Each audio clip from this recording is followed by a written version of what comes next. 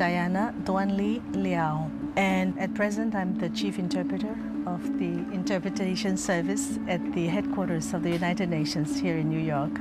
My name is Brigitte Andreassier-Pearl. I've been an interpreter at the UN for 33 years, actually. I started in 71, and for the last 3 years I've been the chief of the French interpretation section. An interpreter is supposed to understand certain languages and then turn it into their mother tongue most of the time.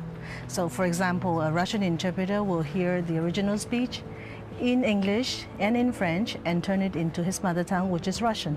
Well, interpreting is very different than translating, and there's an enormous amount of pride about that here among the interpreters. They don't like to be called translators. An interpreter is someone who is listening and literally interpreting on the floor while, say, the General Assembly or is in action or any other particular meeting, and they will interpret at the same time.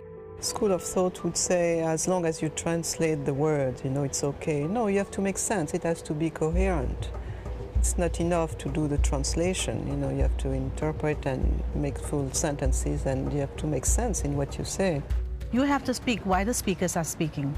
So this is called simultaneous interpretation. Translation is written.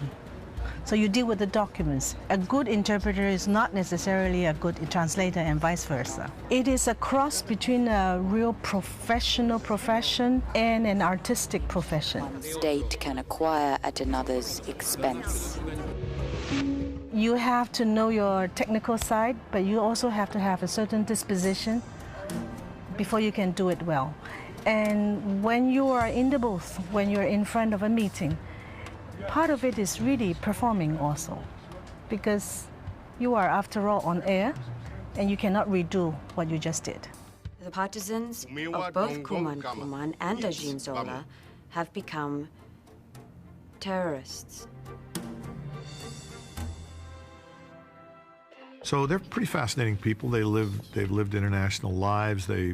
Their research is reading the newspapers or the funny papers or comic books in another language.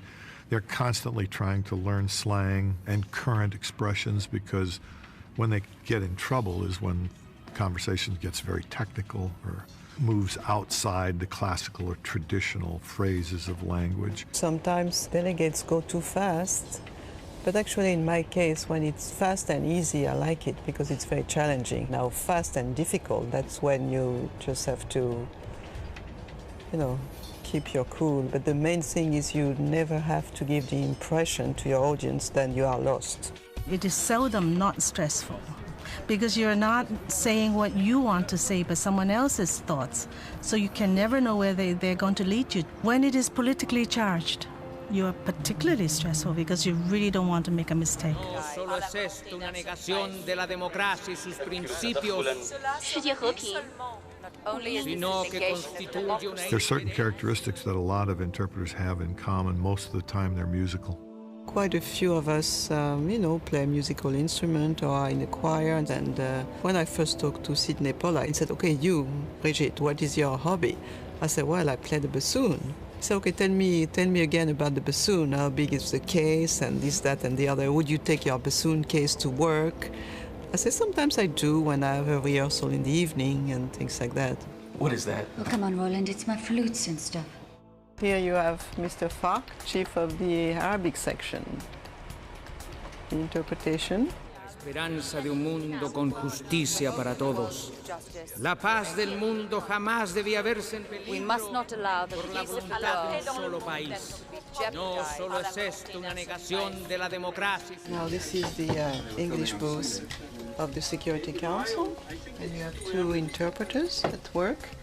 The speaker is speaking English, so they're listening, waiting for their turn. When some foreign language will be spoken in the room, then they would start working.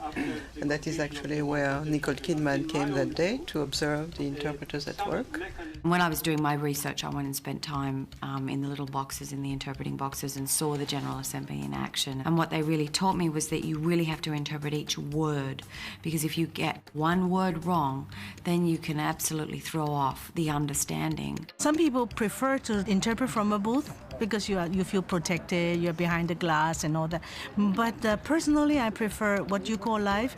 They are bilaterals. For example, two heads of states, and then you are with one and then to talk to the other. Because it is more poignant, and you can feel the electricity in the air. You can, see the expressions on the face much closer, and you really feel that you are the voice tagged to another voice.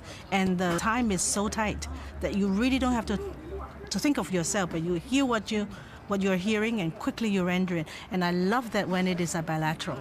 Condone the methods President Zwane uses against his own people. Ola Zwane inisitsizini. Dr. Zwane is an educator. It's a fictitious country that we've made up, and that we've made up of, believe it or not, a fictitious language, which only Nicole Kidman can speak. I can't utter a word of it, but she's learned a lot of it. The French proposal is a diplomatic headache for both of us. It was pretty hard, but I like a challenge. We went to a language institute in England, and we've developed a cross between Swahili, which is the lingua franca in a lot of East African countries, and Shona, which is a language from Mozambique. And this language institute took these two languages and then added a few things of their own and gave us a new language, which we use, and we call it Matoban, and we call the country Matobo. You really want to be precise about it, and you want to be able to speak it quickly, and you want to understand what you're saying. That's so important, even if it is sort of a make-believe language. Which language? The Matoban ambassador. He'll be speaking Ku. Ku? You speak the language, don't you?